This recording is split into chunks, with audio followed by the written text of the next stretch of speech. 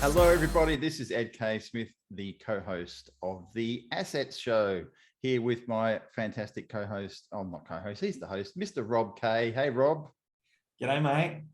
And we have a special guest, our first guest on the Assets Show.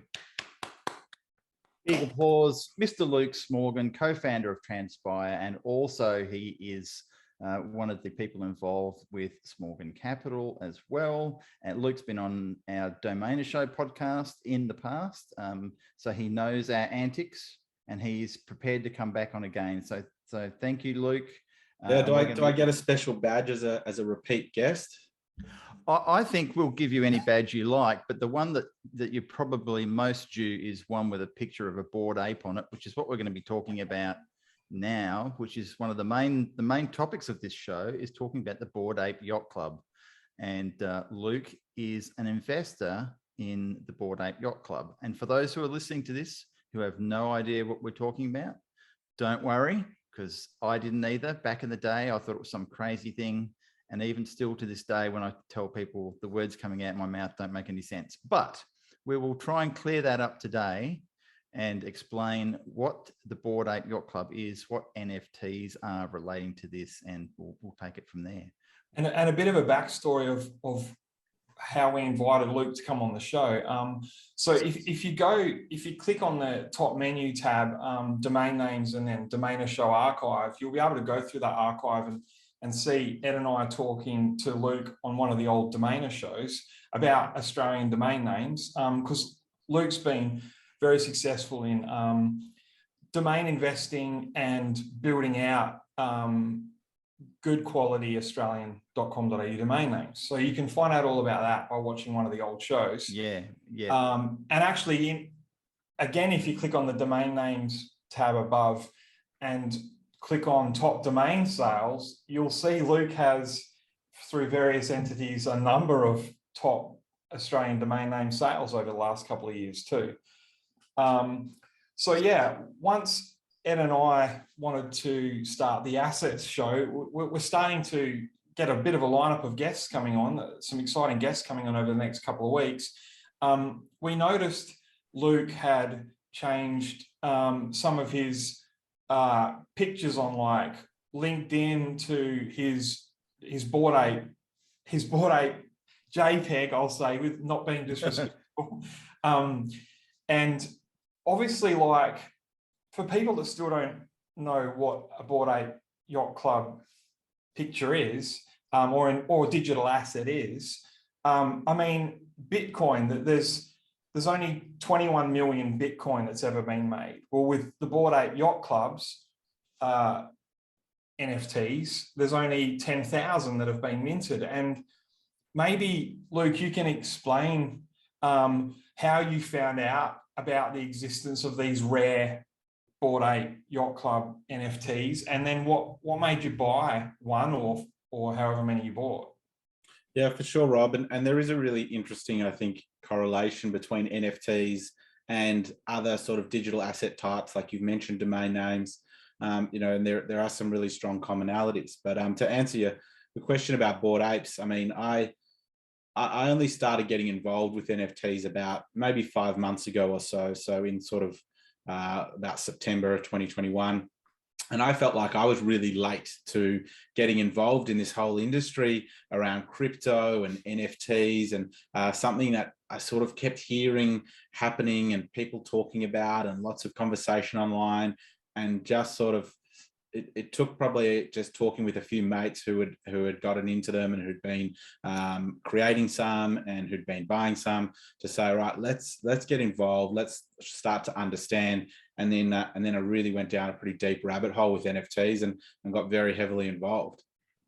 Yeah, and I just want to clarify, because we've got to assume that people who are watching this don't necessarily understand all the jargon. It is my job to be the jargon police in this podcast. So NFTs, for those who don't know, stands for non-fungible token.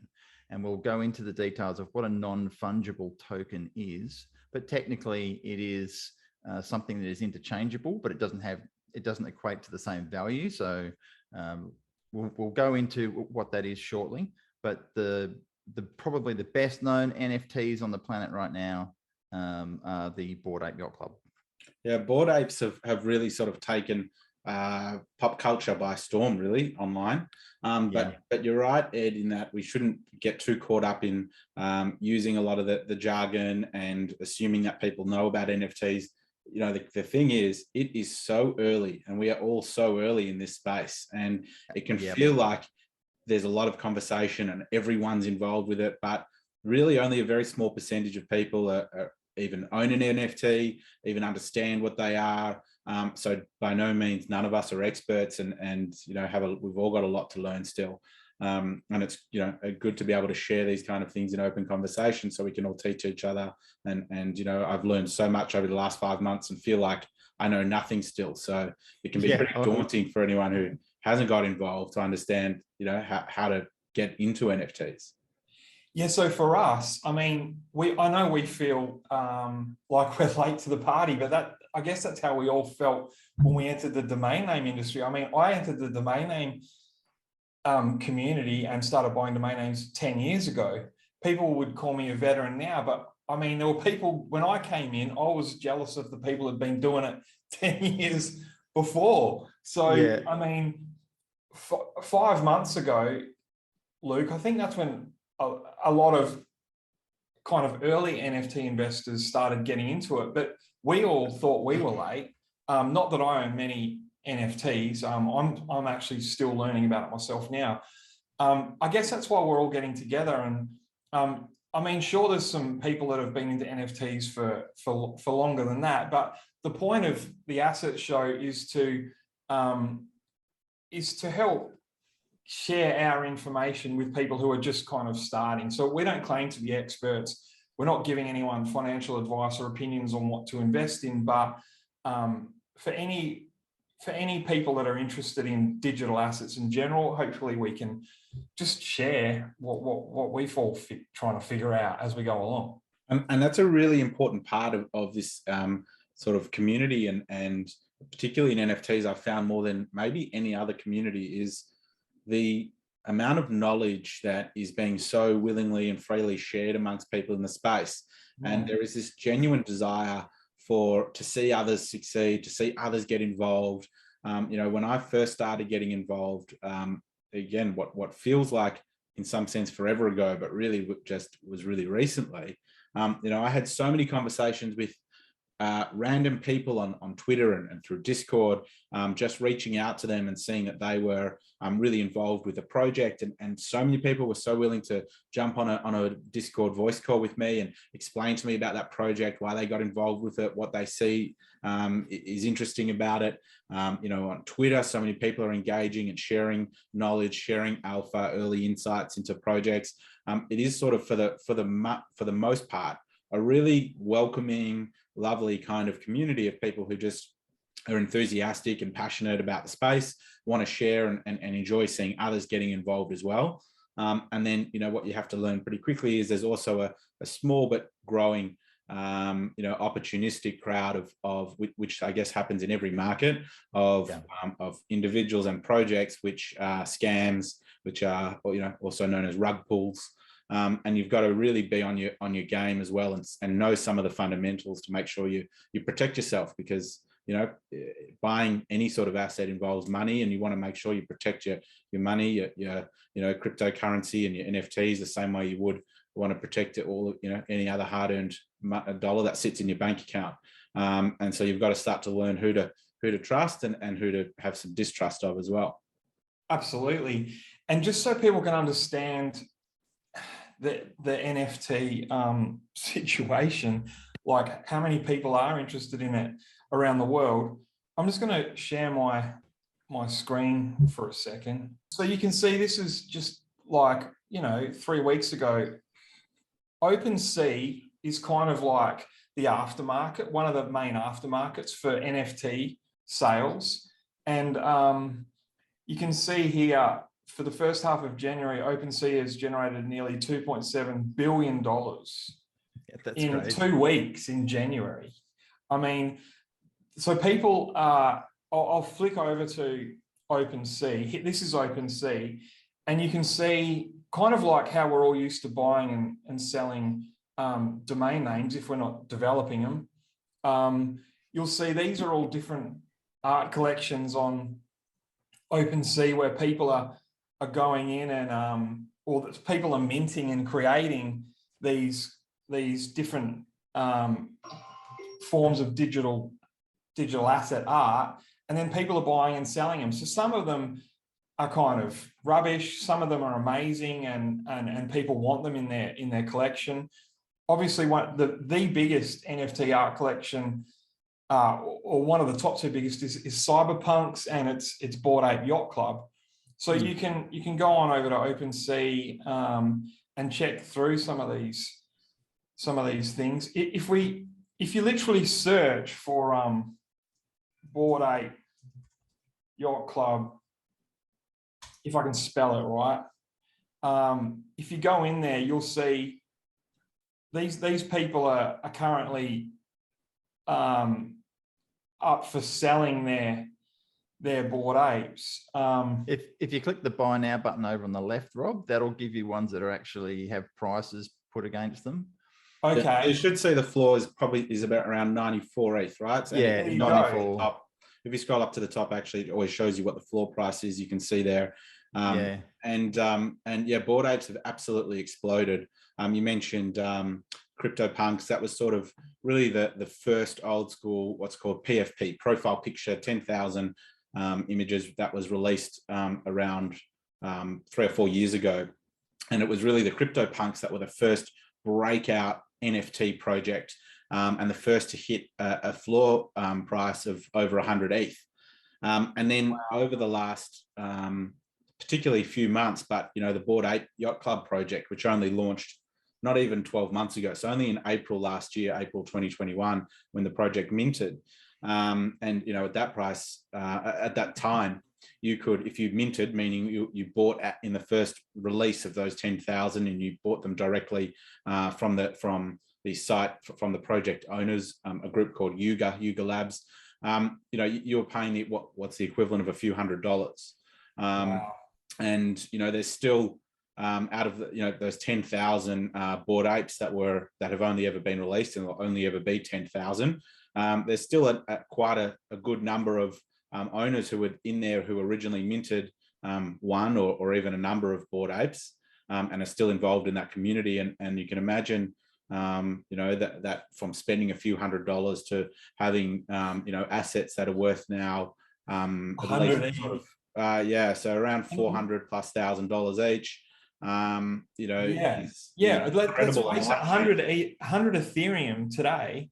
I mean, Ethereum's sitting at like 3,100 US per Ethereum. Yeah. So you're looking at like 310,000 US for one of these Bored Ape Yacht Club digital assets. That's amazing, right? That's just life-changing for most people. That's giving so many people an ability to go and, actually, and you've referred to them, Rob, as just digital JPEGs, right? And that's exactly what they are.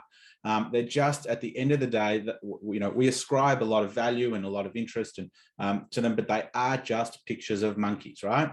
But these apes, have changed people's lives. They've enabled people to buy a house, to pay off their, student loans, to set up their families, to invest in businesses. And that's kind of a really powerful thing in a space, in the digital space that is so early on. And that's amazing for a lot of people. It is, and it's the same I found with the domain name industry. Like, there's a certain amount of jealousy that can go along with if you're too late to something, where it's just some people can get a bit negative and writing them off. Because you do see on Twitter, like, people just saying, "Oh, they're just silly JPEGs. I can cut and paste that and put that on my Twitter profile for free." Like, how silly can you be? But I mean, the other side of that coin is, they are non-fungible, which means they're unique and original digital pieces of art. So to all the naysayers, is the Mona Lisa just a piece of junk? Is that just a canvas where someone just painted for a couple of hours on? I mean, that's worth a lot of money to a lot of people. And so's a digital JPEG. If this unique digital JPEG of this particular ape blowing a pink bubble is worth 400,000 US dollars. That's what it's worth. Mate, and that's kind of the beauty of a free market, right? Like it is Yeah. people who are creating the value, and who are it's the market that is dictating what one is worth and what someone's willing to buy it for and what someone's willing to pay for it. I think you guys talked about on your show, your first episode of your assets show last week, Justin Bieber. So that was really again a huge moment a few weeks ago when he bought his first Bored Ape. He now I think owns two, and he paid 500 for that. Yeah, I got that wrong. I said 500,000, and after the show, I realized I got it wrong. It's 500. You're right, 500 each, so about 1.5 million. Yeah, so probably over $1.5 to $2 million. Now, and that particular ape that he bought was not a rare ape, right? And that's an important thing to understand about this project and most NFT projects, which are profile picture, image projects, are they all sort of share the same base characteristics, but there are different traits. Like, again, you can see their hats, their fur color, the background, the clothes, the accessories, facial expressions, which have different, more limited variations of them. So there are ones, for example, with golden fur, which tend to be some of the most expensive, and some with called Trippy, which is rainbow fur, which are really, really expensive because they're more rare, they're more desirable. And so what Bieber bought was just a very sort of run-of-the-mill, really what we'd call a floor ape. There was no particular attributes that it had that made it rare or special, but he obviously had an affinity. He found that particular piece and it spoke to him. And it was up to him and a seller online to come to an agreement on price. And the story goes that the seller didn't want to sell. That's what they valued it at, even though it was probably worth way more than what it should be. But he was happy to pay it because he valued that as a piece of art that spoke to him. There's many celebrities that are buying them now. And there were many domain investors, especially American and Canadian domain investors, that got some early on, weren't there, Ed? Yeah, shout out to Morgan Linton. He was one of the OGs of this whole thing and was talking about it in the domain forums and various things. Hey, Morgan, how are you, mate? And I didn't listen to him. And he got 3 or 4 or 5. I'm not sure how many he's got, whether he still got all of them. And I just poo-pooed it. I was one of those people.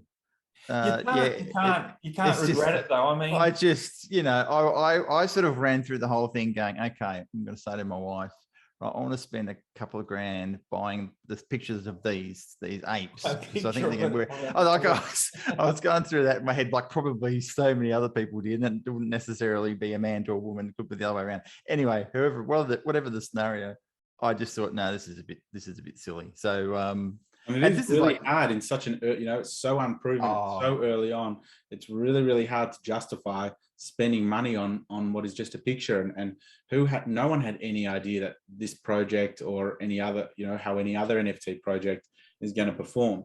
And again, I guess with some more time now, you can start to see some signals in a project that you can start to distinguish what might be a better project, especially if you're investing in it, versus, again, if you just like the art, people should buy whatever they want and be able to appreciate and enjoy those pictures and images just for their own enjoyment. Exactly. And do we think the Renaissance painters in Italy a couple of 100 years ago were thinking this is going to be worth $1 million? Like, they were doing it because they wanted to create a picture, and then people were, giving them probably 10 shillings or something for that picture, not knowing it was going to be worth like $100 million in 200 years time. So hindsight. Don't kick yourself too hard, Ed. I'm not. Look, I'm trying to make up for it now, mate. I've been getting in on some other ones and some V-Friend stuff with Gary V and the Paradise Trippies. I've got 10 of those little suckers, which have done quite well, and there's a lot more going on in that space. I don't know whether you've gotten involved with the Paradise Trippies, Luke, but that's started by domain investors, Andy and James Booth, and also Shane Coulter. Yeah, so James, the Booth brothers have been big into NFTs and big into Bored Apes as well. Yes. They've got some of the rarest apes, and have bought and sold quite a number of them. Yeah, they've done very well out of it. So look, there's always opportunities. And what Rob said earlier, I think, was pertinent in this space to pay attention to. Yes, there's a lot of people who feel they've missed the boat and they haven't got on the, they didn't get a Bored Ape when it was $300. I can guarantee you now, if you said, look, all these things you're poo-pooing now about the Bored Apes and they're rubbish. If we could go back in time and say, look, you can have this for $300, would you have one then? Oh yeah, I'll have one then, but that's because I know what I know now. So they're all full of crap, in my opinion. But the thing is, right, we're in, and I've said this a million times to Rob, not on a podcast, but I'm saying it now. We're at the 1994 equivalent of domain names with NFTs, cryptocurrency, any of this sort of stuff. Yeah, we're so early. And there's so many more opportunities that are going to arise, things we'll never even have dreamt of. Things and that's the thing. NFTs have multiple uses. There's so many uses. We're not telling anyone to go out and buy Bored Apes. No. But what we're saying is, if you're into investing in digital assets as an investment, or just because you like the picture, if you think, I'm going to buy this Bored Ape for 300,000 US because he encapsulates my soul, and I'm going to put it on all my profiles, and I'm going to have it for 20 years. I don't want to sell it. Then go and do that. But if you think you're too late for this, what happens if these things go up to $1 million each? And if you think you're too late for this and don't want to take the risk of this particular NFT, you can browse sites like OpenSea. And I mean, OpenSea is just one of them. There's, I've been looking at a new one called Looks Rare. Have you heard of that one, Luke? Yeah, so Looks Rare has really exploded in really the last month. Like January was probably a pretty pivotal month for Looks Rare. It was launched, and it launched with an early token as well. But it's still a very rudimentary marketplace, but it's now becoming a real threat and competitor to OpenSea, who's had a huge monopoly on the as the marketplace and the aftermarket for secondary sales of NFTs. And OpenSea, which has just exploded in users. You shared an article earlier, Rob, and I think which was published mid-January, and I think already since then that the numbers have come out that OpenSea did over $4.5 billion of volume of trade in the month of January. Yeah, crazy. And it Looks Rare. It's still very early on. It's still got very basic features, but seems to be more reliable in many ways than what OpenSea is. And a really important part of NFTs and the wider industry, which is sort of really under this banner of Web3, is around community engagement as well. And Looks Rare have been engaging with the community, have been listening to feedback. And a lot of the sentiment towards OpenSea is that they don't care about their users. They don't listen to feedback. Their site goes down all the time. They have these bad policies that aren't friendly to both sort of creators or to collectors. So Looks Rare is looking like a really viable alternative. You'll see. I mean, we'll save this for another episode, but I mean, this is the whole point of a free market and the capitalist system, where something's created like MySpace, and then something kind of better comes along like Facebook, and then there'll be something better than that in terms of social media. Well, OpenSea was the first major NFT type auction platform. Now, there's a bunch more that have come out, but when I saw Looks Rare come out, where they actually let you kind of invest in the platform, where you can own a little piece of it. So basically, when everyone buys and sells these NFTs or Bored Apes or whatever on the Looks platform, if you're invested in the Looks token, which is a crypto token, you actually get a cut of every sale. It's quite complicated how they've got it set up, and we should do a whole other episode on this, but you'll see here, at the moment, if you own Looks, the token, they're paying 529% annually to you in the form of their own Looks token, as well as wrapped Ethereum, which is basically Ethereum wrapped that you can cash out for real Ethereum.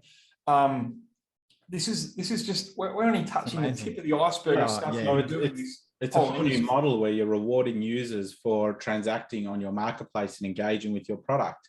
And it sort of, again, speaks to everyone being able to succeed together. And the more people that use your platform, and it incentivizes then the platform like Looks Rare to build a great product for their users and listen to their users, and because everybody is then has a similar incentive to make sure that the product works well and that people are enjoying using it and it's working, then everybody can benefit. So it does, it's a whole new way of sort of operating a product and a business. But so just back to Bored Apes and how how much they've skyrocketed in price, and how they kind of sit in their own league as this very expensive investment and something that is so rapidly grown. I think there are so many new collections launching every single day of NFTs, and lots that are again opportunistic and are just being fired out really quickly from people trying to take advantage of the market, not necessarily take advantage in a bad way, but that there is no real roadmap, there's no real thought behind the artwork. The team have just cobbled something together, and they probably will make some money just by minting a project. But there are lots of really good projects as well that are being created by really talented artists and creators who have got a history in the digital space and creating either or not even in the digital space, some in the real art space, that have got really good teams of developers, that have got people who are experienced in launching projects. They've got a roadmap of development that they want to keep doing to create and build the ecosystem. And it's never too late. Every day there's opportunities to buy and mint into new projects, and even buy existing projects which are undervalued or that haven't skyrocketed, but that still have a really strong community around them. There's a really great NFT project that I'm in called Bits. There's another really great one called Bears Deluxe. These are all still fairly attainable projects for that. Bits trades for well under an ETH, probably about 0.4 of an ETH. Bears Deluxe trades for quite a few ETH each. And there's also value just being part of these communities and part of the Discord groups, part of the Twitter, following on the Twitter threads and following other people who are in the community, because there's a lot of good value being shared. There's a lot of alpha, so being sort of early stage projects that's being shared around and vetted, and given good reasoning behind why people think that they're good projects. So there can be a lot of additional value of being invested in a project beyond just having that single piece of artwork, but it's also being part of the community that's really important as well. Yeah. And I think there's things coming down the pike that we just, no one's really giving gravitas to, like Coinbase is releasing their NFT platform. And Coinbase being, arguably the largest exchange on the planet outside of maybe Binance, is exposing a lot of people who don't even own an NFT at the moment. They're going to start seeing all this sort of stuff. And it's, I think extreme at that point. I think you'll see they're a major sponsor of the NFL Super Bowl, which is in about a week, just under a week from now. And they're going to be showcasing, and they've handpicked some really great NFT projects. There's, again, a really cool project called Dead Fellas, and a number of others where, again, they're going to help showcase and think about the eyeballs and attention that if you can feature in something like the Super Bowl and bring really great attention to a project, that helps bring it to the masses. Bud Light, who are another big sponsor, they did a deal with a really interesting NFT project called Nouns. And Nouns are, again, pioneering this concept of CCO, of the absolute minimum amount of restrictions on what you can do with the copyright of owning their project. And they're really around trying to encourage people to make derivatives, make new projects, homages to their project. If you go to nouns.wtf, you can see the Nouns project. See those glasses there that are on that that those glasses that are on that picture there, Rob, Yeah. as sort of a calling card down those blue glasses in that image. They're a calling card of the Nouns Project. So they did a deal with Bud Light where they gave them effectively, and the community voted because they're run by a DAO to be able to give Bud Light a Nouns NFT, and Bud Light are going to feature their Nouns profile, their Nouns picture in some of their Super Bowl advertising, right? So it just brings huge exposure to the masses, and a lot of brands are getting involved as well with NFTs and launching their own collections. So it's just exploding. Yeah, I think that's one of the amazing things that a lot of you've got to check this, but a lot of the NFT projects like Bored Apes is you get the intellectual property rights to use them in advertising, your own marketing. So your ape could be your brand for your business that you start. Yeah, that's true, right? Yeah, so rights, you get the rights to it, and you can again commercialize it, and a lot of other projects too. And again, that's where you've seen probably there's been this shift, and there used to be this we talked about earlier, CryptoPunks, and they're run by a company called Lava Labs, and they've taken a very different approach, which is to be very heavy-handed in their approach to copyright and to shutting down anybody that creates derivative projects or that uses punks in any particular way, and they're sort of quite closed-minded. Whereas Yuga Labs, who runs and owns the Bored Ape Yacht Club, have really been far more progressive in wanting to enable people to get commercial benefit and have the rights to their ape. But you can see also with Bored Apes, and I think you touched on it before. I don't remember, sorry, Rob or Ed, which one of you, but around sort of identifying with your ape or your NFT, and people. They create this sort of emotional connection.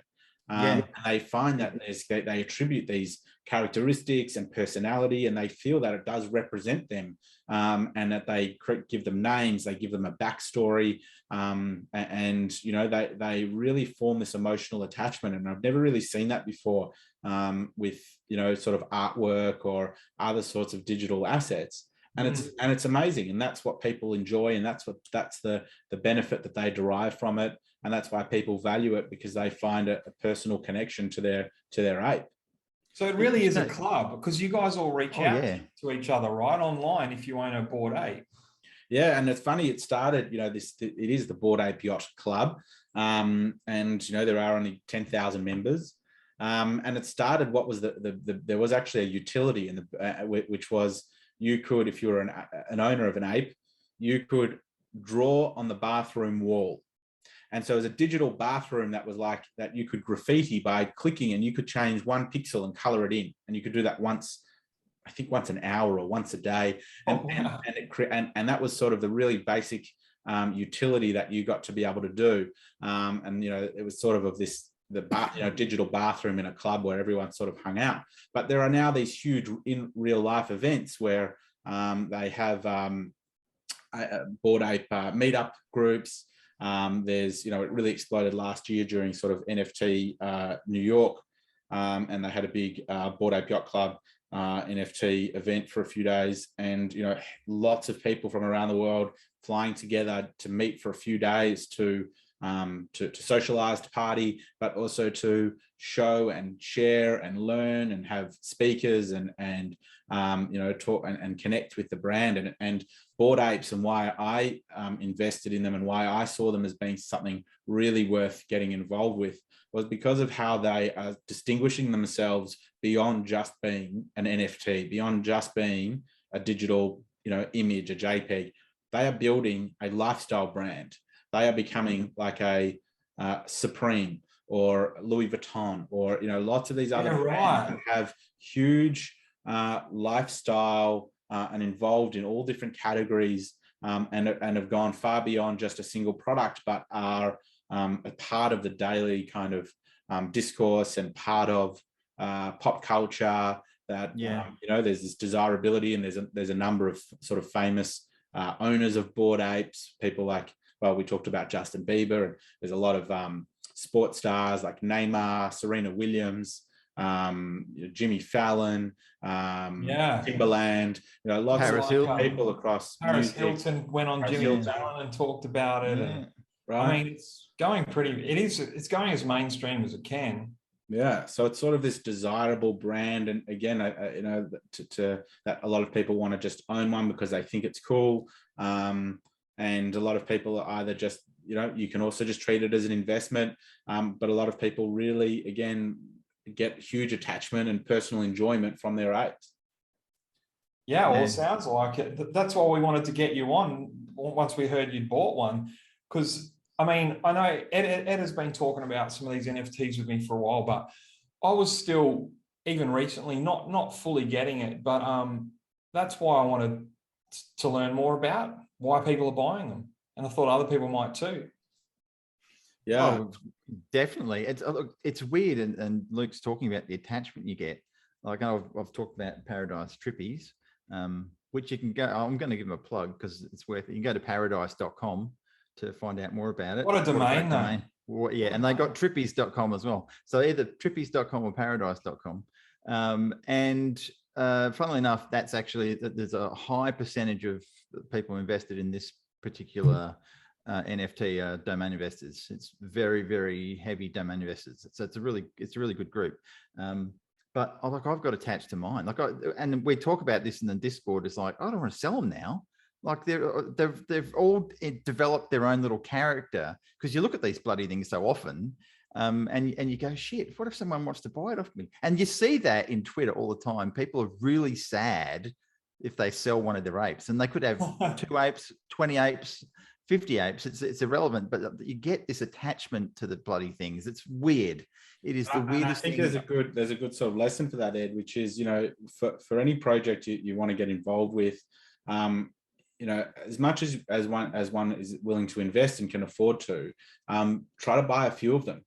Because if you're investing in a project, or you're buying one because you like the artwork, or you think that it's going to increase in value, you know, owning, and my recommendation is sort of always at least 3, you know, budget permitting, because that gives you optionality, right? It gives you a chance to be able to see what's happening in the market at different times, and maybe there's a whole lot of attention that's coming to your project, and the price of them skyrockets.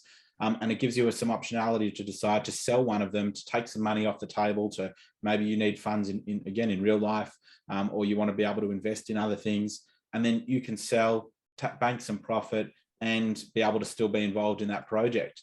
You might be able to then again buy back in at a later stage, maybe when the price drops, and you've still got then, you know, a couple more, and you might pick again at a later time when you want to sell one more, and you might decide to keep one forever, and that you've made all your investment back, you've made some profit, and you're going to keep it for a couple of years, or keep it forever, and you're in a great position to do that.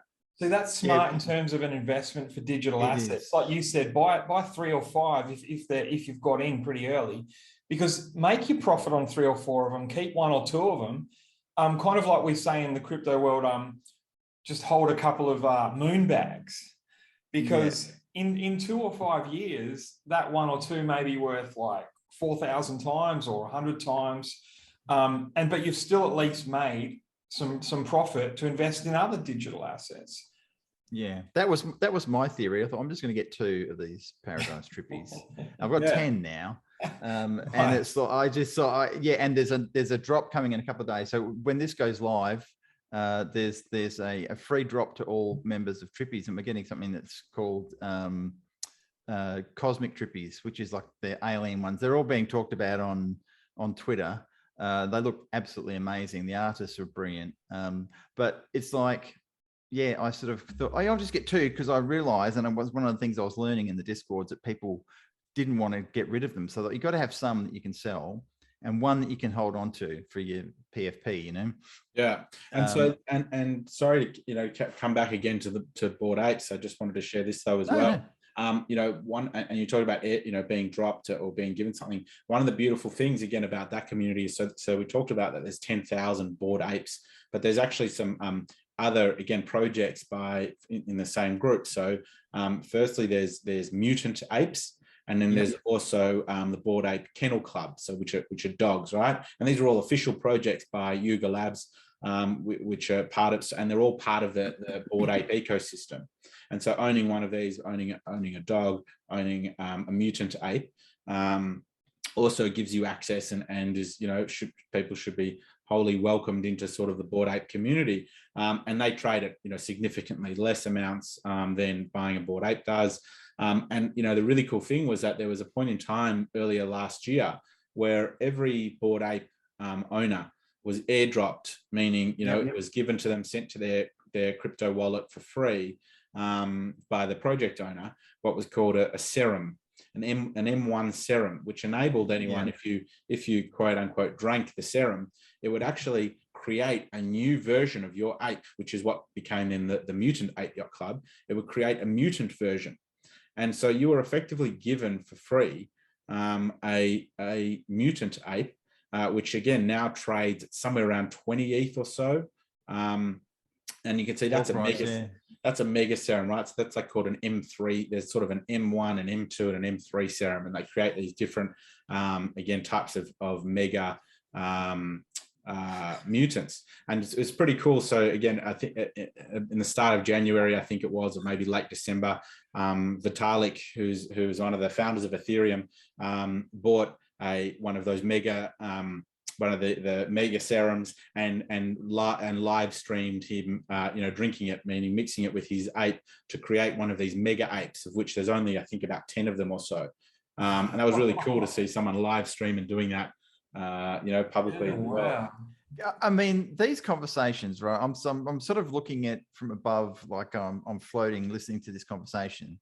If someone told you you're going to be using all those words you just used then, Luke, a year ago, you'd be sent to the asylum.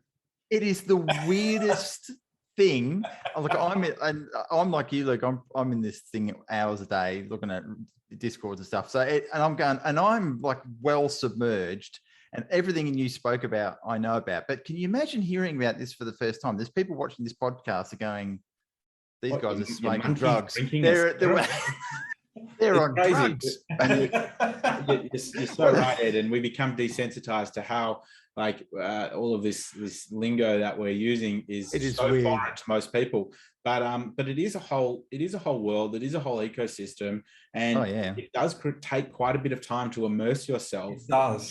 You have to really, if you want to be sort of successful, especially if you're trading or investing in NFTs, you have to really immerse yourself and spend a lot of time on sort of the major platforms, being sort of Discord, which even that as a product is one that most people are not familiar with. Really, it's a sort of, been used a lot by the gaming community, but now is just a way for groups to have channels and organized information and being able to do chats, then be able to do voice calls, video calls. And Discord is where, again, a lot of the conversation around NFTs live, and Twitter as well. And those are two tools. I mean, I think we've probably all got Twitter accounts, and lots of people are active. I was never active on Twitter and never really used it until getting into the NFT space. And Discord I'd never used before. And then, I find myself spending hours every day using these two products to start to, again, learn all the lingo and ask people questions and read about, why a project might be interesting, and learn, ask questions about how do you do things as well, because there's a bit of friction still in having to set up, buy cryptocurrency, set up a digital wallet like MetaMask, connecting it to sites, minting a project. There's still some technical know-how. And that's where I wanted to go with this. Now that we might have a few people out there hearing about this stuff for the first time and salivating how to enter, we're going to do follow-up shows that literally go through the basics. How do I create a MetaMask wallet? What is a MetaMask wallet? What's the difference between a decentralized exchange where I can buy and sell crypto versus a centralized or my own wallet? And then all that kind of stuff. I'm a bit distracted because I also wanted to shout out these two articles to stick with NFTs and Bored Ape Yacht Club and all kinds of digital asset JPEG stuff. If I share the screen again for a second, I get in trouble when I say that. No, it's all good. There's Andrew Miller. Where is it here? Andrew Miller's going to be coming on in a week or two. and he is famous for selling some of these big domain names in the past, like home.com, candy.com. He founded creditcards.com and insurancequotes.com. This is going back a few years, but he owns a Bored Ape Yacht. He's in your club, Luke. He owns a Bored Ape. Great mates. Yeah, we hang out in the club all the time. You all must be 10,000 of you. Of course. And so anyway, we'll put these links at the bottom of this article. Some guy obviously told him he was probably a silly Billy for buying a Bored Ape. So he wrote an article on decrypt.co about why the guy was wrong. And also he wrote another Decrypt article about why domain name investors are buying up NFTs. This is about, 6 months ago. So if people go give them a click and have a bit of a read of them, they'll get a bit more up to speed with what NFTs are and why domain investors are getting into them, like us three. Even though I'm behind you two, I think, in NFTs. I've been more concentrating on layer one crypto protocol stuff. There is a really strong commonality, and again, the three of us who've been investing in domain names for many years, there are a lot of similarities around. We've got some technical know-how. We're familiar with That's true, and know and understand that there's inherent value, or that there is value in items which are rare, which need to be are unique and non-fungible. and by the way, NFT and non-fungible is probably the worst branding and worst terminology ever to exist for a category in the industry. So the sooner that goes, the better. I know. I don't think it's going to, mate. Bad brand. I don't think it's ever going to. I think it's entrenched now. I think it's nifties. We just call them nifties. Well, it's better than calling them digital JPEGs, I think. But NFT is so much more. Yeah, well, it's true, and there are a lot of utility, and it is important to remember they are just tokens. All you really actually own is the token, is a transaction that sits on the blockchain, and really that just points to a file that happens to render, whether it's a music file, whether it's a video, or whether it's an image of something. It's not really that image, but it's the token and what it points to that you own. Yeah, and there's a few questions that should be raised here. I don't know if you can easily explain this or if we'll do it on another show, but say I go to your LinkedIn profile, Luke, and I take a screenshot of your Bored Ape and I put it on my Twitter profile and I pretend that's my Bored Ape. How are we able to easily prove ownership of a Bored Ape or an NFT if we buy one? And that's where the whole ecosystem which underpins NFTs comes in, which is blockchain. So really what is, again, a public database that exists in thousands of different formats, and that is a living, breathing organism almost. The blockchain, the public database doesn't lie. So there can only be one wallet address that owns the address of one token. And only one of us, even if you screenshot or save a copy of my ape or any other picture, any other NFT, only one of us can actually control and can sell, can move, can interact with the actual asset, the actual underlying token, and that's the owner. And you can technically prove that, right? Because you can go onto I guess it's on the Ethereum network, right? Yeah, Etherscan. If you go to etherscan.io, that's where you can see anything on the Ethereum. You can prove that blockchain address belongs to that particular Bored Ape. Mm-hmm. Yeah, that token belongs to that wallet holder, and only one person, whoever controls that digital wallet, that crypto wallet, controls all of the tokens and all the NFTs that own that wallet. And that's also should be a really important point to touch on, to make sure that people are practicing good cybersecurity, good safety, practices. Like firstly, never ever sharing your seed phrase, which is a series of 21 or so words that you get given that are effectively the keys to your crypto wallet. Never share that with anybody. Write them down on a piece of paper and lock them in a safe, put them somewhere, give them to, somebody that you trust, and put it away somewhere that it can never be taken. And then also make sure you invest in a good hardware wallet as well, like this, which is called a Ledger. There's Ledger and Trezor or another one, but that's Yay. yeah, there you go. It's got yours. So I need to go down that path because I use MetaMask a lot. I'm pretty good at with MetaMask, which is basically, like a Google Chrome extension. You can lock it. So I get into the habit of locking my MetaMask. So if you're not locking your MetaMask, and we'll do a bigger story on this, and we'll do a show about how to get a MetaMask wallet and how security and all that stuff. But if you've already got one, I just hope you're all locking it. That's all I'm doing. I probably should be doing more of a hardware wallet like you guys, but we'll need to do a show on that as well. Maybe I'll learn as we're doing the show. I'll walk you through that, mate. Do a walkthrough of setting up a wallet, setting up a hardware wallet, how to, that would be really helpful, I think, for everyone. Yeah, 100%. It's all right. Well, I think we can talk about this for hours, and we'd love to have you back on down the track, Luke. Thank you, guys. Yeah, it's been fun to be able to talk about this with other people who are interested in it as well. Anyone's welcome to reach out to me on LinkedIn or Twitter. Just look for the, I think I'm trying to remember which ape I've got at the moment. I've the one with the beanie. The beanie, yeah. I've got the zombie skin scientist, Professor Zape.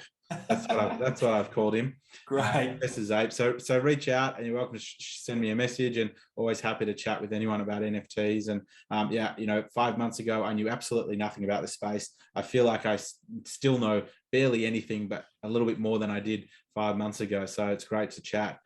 Yeah, no, 100%. And if anyone wants to look me up on Twitter, I go under the name of Pirate Pete, and that's my profile picture from the Trippies. Which is really weird.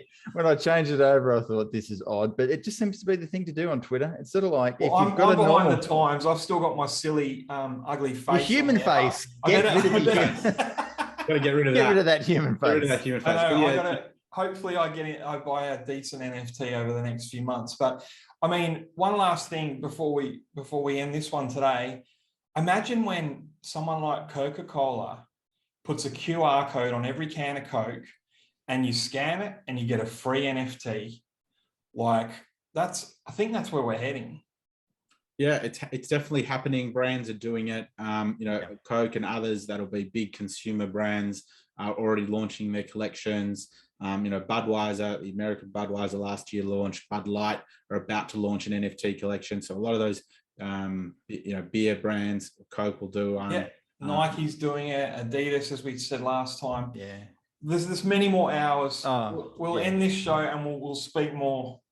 Thanks, guys, for coming on. No worries. Thanks, Rob. Thanks a lot, Ed. Fantastic. We'll look forward to the next episode. And if you're watching this on YouTube, please like and subscribe so you get updates of when our next episodes are going to hit your screen so you don't miss anything. Greatly appreciate it. Any comments you've got, please put them down, whatever you're on YouTube, on the website. We want to answer your questions or suggestions of things you want to hear from the Asset Show. We'll do our best to accommodate. Thanks very much, guys. Have a awesome day. See ya. Bye for now.